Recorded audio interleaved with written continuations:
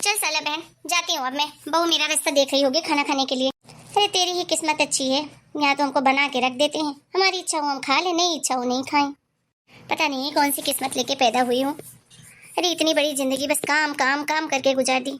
सोचा था बुढ़ापे में बहू आएगी, आराम मिलेगा, लेकिन क्या पता था ऐसी बहू आएगी। अरे होना ना होना बहू का सब बराबर है जीजी। सुबह बना के खाना चली जाती है जो भी उसे बनाना होता है। अरे कभी पूछती तक नहीं कि क्या खाने की इच्छा है। खुद तो बाहर जाती है, 4 पकवान खाकर आती है और हमारे लिए वही दाल चावल रोटी सब्जी बना के रख देती है। दोनों खा पी के आ जाते हैं। सही कहते हैं लोग जीजी, सही कहते हैं। अरे शादी के बाद लड़का तो और पराया हो जाता है, बहू तो होती ही है पराई। ऐसी बात नहीं है सला, सब इंसान एक जैसे नहीं होते। अब मेरी बहू को देख ले। अरे मेरी बहू अपने माँ बाप से भी ज्यादा हमारी बात मानती है। अरे बिना पूछे हमसे एक कदम नहीं रखते घर में। वो क्या बनाना है क्या खाना है पहले मुझसे पूछेगी, उसके बाद ही बनाएगी। देखो सल्ला, भले ही हमें कमाने वाली बहू न मिली हो, लेकिन कम से कम संस्कारी बहू तो मिली है जो हमारे सुख दुख का ध्यान रखती है। और कमाने के लिए लड़का ही है, लड़का तो कमाता ही है, फिर क्या जरूरत है। तुम्हारे घर में क्या ही बोल सकते हैं, कमाने वाली बहू लेकर आई हो। अब दोनों चीजें तो नहीं मिल सकती कि पैसा भी मिल जाए, सास का सुख भी मिल जाए। ऐसा तो नहीं होता ना। ये क्या सुख, पैसे कमाते हैं तो अपने लिए कमाते हैं कि मेरे लिए कमाते हैं। ऐसा कौन सा गहना हमको खरीद कर दे देते हैं। ये तो किस्मत की बात होती है। तुम्हारी किस्मत अच्छी थी, बहू अच्छी मिल गई। हमारी किस्मत खराब थी तो जो ऐसे मिल गई, क्या बोल सकते हैं इसमें। ठीक है चलती हूँ सल्ला। प्रणाम आंटी। खुश रहो बहू, खुश रहो। मम्मी ये सब क्या था? क्या था मतलब क्या है? अरे आप आस पड़ोस की औरतों से अपनी बहू की बुराई करती हो, क्या मिल जाता है आपको ये सब करके? सुकून मिलता है मुझे, सुकून। और कोई बुराई नहीं कर रही थी मैं, जो हकीकत है वही बता रही थी। अरे तेरी बीवी रूखा सूखा खाना बना के चली जाती है, हम दिन भर वही खाते रहते हैं। अरे कभी तेरी बीवी पूछती भी है कुछ ढंग का बना दूं? मम्मी आपको अच्छे से पता है कि उसके पास खाना बनाने के लिए टाइम नहीं होता है, फिर भी वो सुबह 5 बजे उठकर आप लोगों के लिए खाना बना के जाती है, तब भी आपको कोई कदर नहीं है। और रही बात काम की, तो मैं कब से बोलूं घर में एक बाई लगा लो जो सारा दिन आप लोगों की सेवा भी करेगी और घर के कामकाज भी करेगी। आपको नहीं लगाना है तो मैं क्या करूं? पेमेंट तो हमको देनी है, फिर भी आप नहीं सुन रही हो। हाँ अब तो तू बड़ा हो गया है ना, ज्यादा पैसे कमाने लग गया है। बीवी जो आ गई है, बीवी पे मेहनत ना पड़े बस। अरे माँ इतने सालों से घिस रही है, तब तुझे नहीं दिखाई दिया? मम्मी तब आप घर पे रहती थी और आप खुद की मर्जी से अपने काम करती थी। आपकी बहू मेरे साथ ही जॉब जाती है, मेरे साथ ही आती है। अब आप ही बताओ वो इतने काम कब करेगी? मैं तो आपका लड़का हूं ना, मैं जॉब करने से जाता हूँ फिर आता हूँ, उसके बाद तो कभी मुझसे एक गिलास पानी नहीं मांगा आपने। हमेशा ये बोलते थे बेचारा थक गया होगा, बेचारा थक गया होगा। वही बात जब बहू की आती है, बहू भी तो उतना ही काम करती है, वो तो मुझसे भी ज्यादा सैलरी कमाती है, मल्टीनेशनल कंपनी में काम करती है, उसके बाद भी आप उसके साथ ऐसा रवैया रखते हो।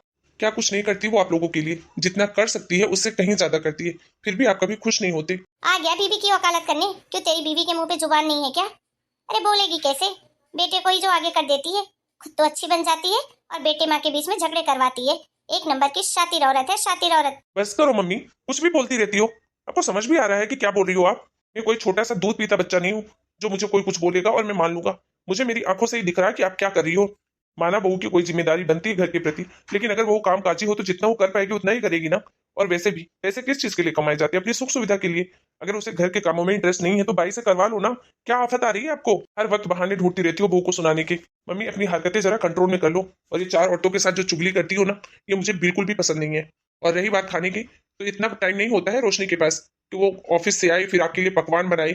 उसका भी इंसान का शरीर है, वो भी थक जाती है, उसे भी रेस्ट चाहिए होता है। सुबह फिर 5 बजे से काम में लगना होता है। हम लोग बाहर से पकवान खा के आती है तो आपके लिए भी लाती है ना, क्यों नहीं खाती हो आप? तब आपको 100 नौटंकी आती है, यहाँ का है वहां का है, पता नहीं किसने बनाया होगा, पता नहीं क्या डाला होगा, नहीं खाना है मुझे। तो इसमें हमारी क्या गलती है?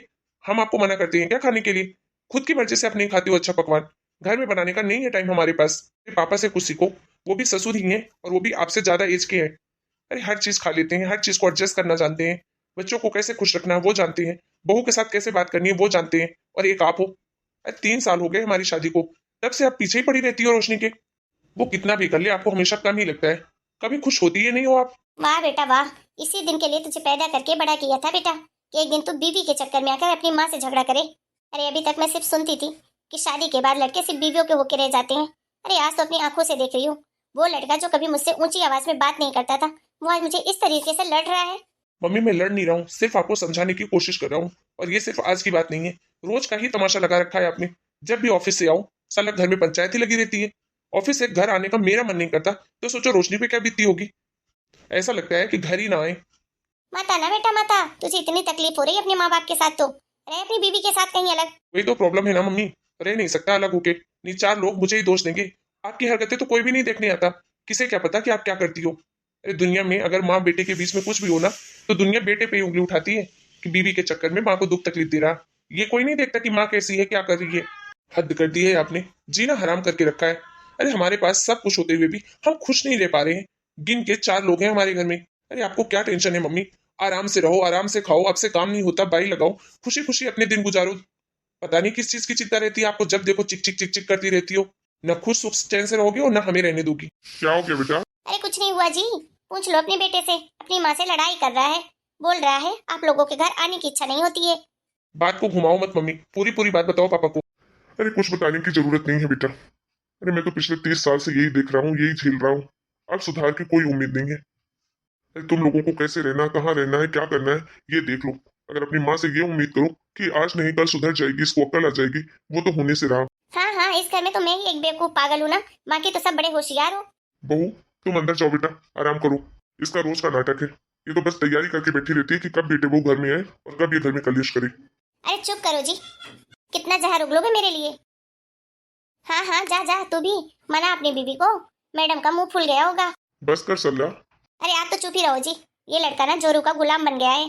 जा महारानी साहिबा के हाथ पैर भी दबा देना, अगर नहीं मानी तो। और अगर ज्यादा ही जिद करे तो आके अपनी माँ का गला दबा देना, सुकून मिल जाएगा तुझे भी और तेरी बीवी को भी। अरे बस करो यार मम्मी, हद मत कर दो। अभी भी वक्त है सल्ला, सुधर जा, वरना एक दिन तू सच में बहुत पछताएगी।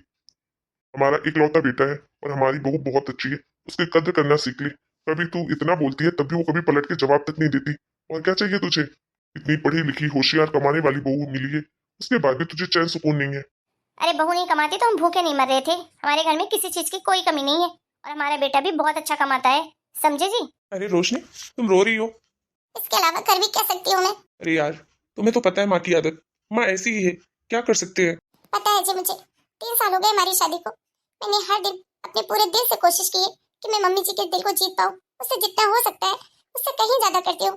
फिर भी मम्मी जी के दिल में मेरे लिए 1% भी प्यार नहीं है। ऐसा कब तक चलेगा, ऐसे कब तक जिंदगी गुजरेगी। मेरे घर आने तक की इच्छा नहीं होती है, ऐसा लगता है कि घर जाते ही फिर माँ जी के ताने सुनने पड़ेंगे। मैं समझ सकता हूँ रोशनी तुम पे क्या बीत रही होगी, पूरी कोशिश करूंगा माँ को समझाने की। वो तो आप 3 साल से ही कर रहे हैं, लेकिन माँ पे तो कोई असर हो नहीं रहा ना। देखिए राहुल जी, मैं आपसे आखिरी बार कह रही हूँ, आप अपनी माँ की आदतों को थोड़ा सा सुधार दीजिए, वरना मेरे लिए ये सब सहना रोज रोज बहुत मुश्किल हो रहा है। और तो और इन सब बातों का असर मेरे काम पर भी दिखाई देता है। कितनी बार मैं गलत चीजें कर देती हूँ, दिमाग में 24 घंटे बस माँ जी की बातें घूमती रहती हैं। मैं और ज्यादा दिन ये सब नहीं झेल पाऊंगी। मेरी भी सब्र की एक सीमा है, लेकिन अब वो भी जवाब देती जा रही है। अगर यही सब चलता रहा ना तो यकीन मानिए मैं एक दिन ये घर छोड़कर चली जाऊंगी, फिर शायद भले ही मुझे आपसे ही दूर क्यों ना रहना पड़े। अरे नहीं रोशनी, ये सब नौबत बिल्कुल भी नहीं आएगी। और तुम ऐसा क्यों सोचती हो? मैं तुम्हारा साथ कभी नहीं छोड़ूंगा, चाहे कुछ भी हो जाए। मुझे पता है जी, लेकिन आप चाह के भी कुछ नहीं कर सकते, ना हम अलग रह सकते और ना मम्मी जी साथ में कभी खुश रहने देंगे। नहीं रोशनी ऐसा मत बोलो, थोड़ा समय दो, सब ठीक हो जाएगा। मैं मम्मी को समझाने की पूरी कोशिश करूंगा। तो देखा दोस्तों आप लोगों ने, यहाँ आप किसका दोष देंगे। हमेशा जब भी सास बहू का झगड़ा होता है हमेशा बहू को ही दोष दिया जाता है, लेकिन कई घरों में सास भी गलत होती है जो अपनी बहुओं का जीना हराम करके रखती है। फिर भी समाज उस घर में भी बहुओं को ही दोष देता है और इसी कारण अच्छे घर कई सारे टूट जाते हैं। इस कहानी के बारे में आप लोगों की क्या राय है और इन बच्चों को क्या करना चाहिए, कमेंट करके जरूर बताइएगा। फिर मिलेंगे एक नए वीडियो में एक नई कहानी के साथ।